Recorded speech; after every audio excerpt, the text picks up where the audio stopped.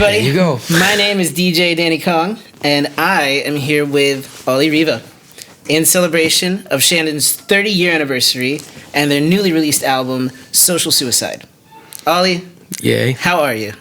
First of all, thank you to be here and try to share some stories. All right? Absolutely. Hey, thanks for taking the time. We're all really excited for this release. And I think we all have questions, especially about this newly released album, Social Suicide. What's the story? Tell me about the elephant. Tell me about the name of the album. Tell me about 30 years of punk ska in Italy. In Italy, actually. Well, that's the main problem. So let me say first, it's the first record after 7 years. Can you believe it? It's crazy. It's crazy. Because you still tour. You still tour with the band. Well, in 2020 we did a kind of best of, but it's not more of a compilation. No, it's not a compilation because we just re-record our stuff from the 90s and early 2000. Okay. But with another lineup, and also with it was 20 songs with 20 guests. Wow. From America, from South America, from Japan, and whatever, and Italy, of course. Same thing in 2024. We did another best of, re-recorded. Same thing, same same so recipe. re-recorded and re-released. Yeah, with other 20 songs and other 20 guests. But it was just a celebration of our career for 25 and then 30 years. Okay. With 2 extra songs, like brand new songs, and the rest was just old stuff. Okay. Because like I said all the time, we have the Deep Purple syndrome. I call it like that.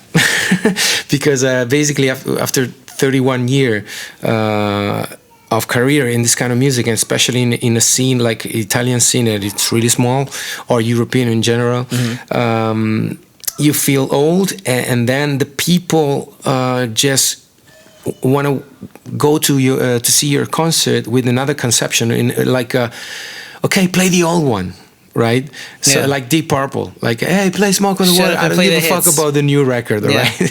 So we start doing other records. In 2016 we made another one called Back on Board, and then another one just in Italian, just to try something different, and then no chance to play, to write new songs, no energy, no interest. But then a promoter just called me this year and said, you want to do another tour without any new songs, really? Well, damn it, you're right. He hurts. Okay, I have to do it. Yeah. That was the final push. Yeah. And so I said, okay, let me try in my hard disk if I have something to start. But was not the case. So I said to myself, I'm 50 now, I'm not 20. How can I start to make a new music with this new point of view? Sure. And I said, okay, when I talk with old people, usually the best part is share old stories, right? This is true. So it's not, hey, my feelings. I'm 20, my feelings. You know? Right. It's a different mindset. Yeah. You've already gone through the motions of feeling those new feelings. Exactly. But now you can process them and express them differently. Yeah. I had this conversation with my trombone player, Max, and he says, man, we have to share some old story, maybe sad or maybe funny, like. Absolutely. And he says, I have some. And I said, yeah, I have some too. So, and we start with this point of view, and believe me, I don't know what happened, but in 3 weeks, we did the entire record. 3 weeks. You really caught the lightning in the bottle. Yeah. We write 11 songs, record it, mix it, master it, 3 weeks and a half. Wow. Never happened to me. No time. Never happened to me. But when things come to you and it's so fluid and so natural, the emotions, like I said, just become more manageable. Yeah. And so you managed to pull an entire album together in 3.5 weeks. Yeah, that's crazy. And this has never really happened to me. When something is quick, usually your feelings are, okay, maybe I'm happy because it's new, but maybe in 2-3 months can be, it wasn't so good. Sure. You know what I mean? Yeah. After It's almost like a honeymoon phase with music. exactly. And so, but the truth is, this freshness became a thing, because when you in the past make a record for 1 or 2 years, and then you drop the record out, and the people says, oh, okay, this is a brand new record for them. Yeah. But for you it's super old, and you start playing for the first time songs that are already old for you. Right. And this time, this freshness, it's a brand new energy, because on stage, the truth is we don't know the lyrics, we don't know the chords, because it's so fresh. Yeah. You're still coordinating amongst each other. Yeah, we figured it out how to do something, or how manage the lyrics on stage or whatever, and that's the beauty of this new record. And how long did it take for you to put together the design for the album? I was I was eating and having this conversation with the manager. Not my manager, it's a friend, but he is a manager of another band, really popular band from Switzerland.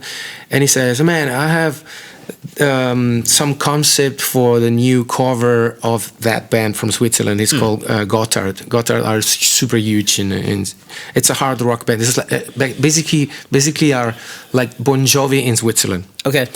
And says, I know you like artworks and stuff. Can you give me some advice? And he gave me these 3-4 covers, and he says, I like this one, I like this one.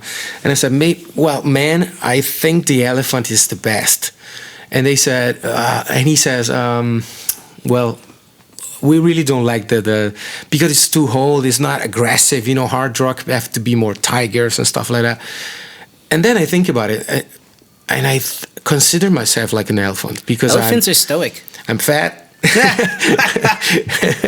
Because I'm old. Because I'm old. I'm not old like you have a youthful elephant, spirit, yeah. But in the spirit, a mature mind. Yeah, I consider like a boomer or something like that. And then we're not that old. Yeah, sure. But for this kind of scene, we are. And in the same time, I'm super calm. But if you push me to be angry or whatever, I can be an asshole. Sure. I can be really. You're a powder keg that's hard to light. Yeah. The fuse is hard to light, but once it's ignited. Yeah, I'm never angry. Sure. Never. You have to really to piss me off. It's hard work. I can understand that. The older you get, I realize that you have to really choose your battles wisely. Yeah. And it's like an elephant. An elephant knows when to just walk away, because some of these problems are small enough to just exactly leave as they are. With this big perspective. They make noise, they make a mess, but in the end, they're not changing your life. And they protecting something. Exactly. Like this kind whether of it's their scene integrity, or music. a scene, exactly. Exactly.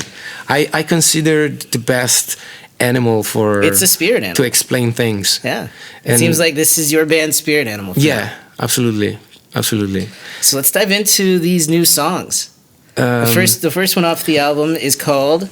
Social Suicide. Social Suicide. Yeah. Social Suicide is because I'm a boomer, like I said.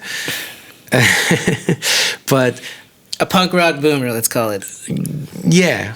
Well, in a way, it's like, say, I consider myself like not an egomaniac. And this era is full of egomaniac. Because if you are on Instagram and every second you want to share something, man, you are an egomaniac. No, this is the normal. This now is normal. The new normal is terrifying. Yeah, that's what I'm saying. Why I have to share so many things about my life in order to what? Feel valid. Feel valid. Not even to actually be valid, but to feel it. Yeah. And it's superficial. Yeah. And I'm not an Instagram guy. I have Instagram, but I don't work so much on Instagram. Sure. And I hate when people says, "Well, I saw you in a holiday with your wife and blah blah blah." Where? It was not on my Instagram, because I never I never drop any picture of my vacation or whatever. Mm-hmm. Yeah, but I saw the Instagram of your wife. Wow, this is stalking, man. I mean, it's a fine line, yeah. Right. It's definitely a breach of privacy. Exactly, and I'm so. makes me so angry. Sure. Angry when people says, "No, this is normal, man." Yeah. No, in the 80s or 90s, was not normal at all. And that's something that I find interesting too, is that we come from two ages where we saw the evolution Yeah. of socializing. Mm-hmm. I remember my old dial-up phone, my old landline. You know, it still had the cord. If you still wanted to call a friend, you had to ask the mom if they were there, if they wanted to talk. Yeah. That's how it worked. Now, you send your message, and you know whether or not they even give a crap. And when they don't reply soon, right? You get mad. You know, but it's one of those things, especially now as we're older, we realize, look, life happens. You got stuff you got to stay behind. You got projects. You've got work.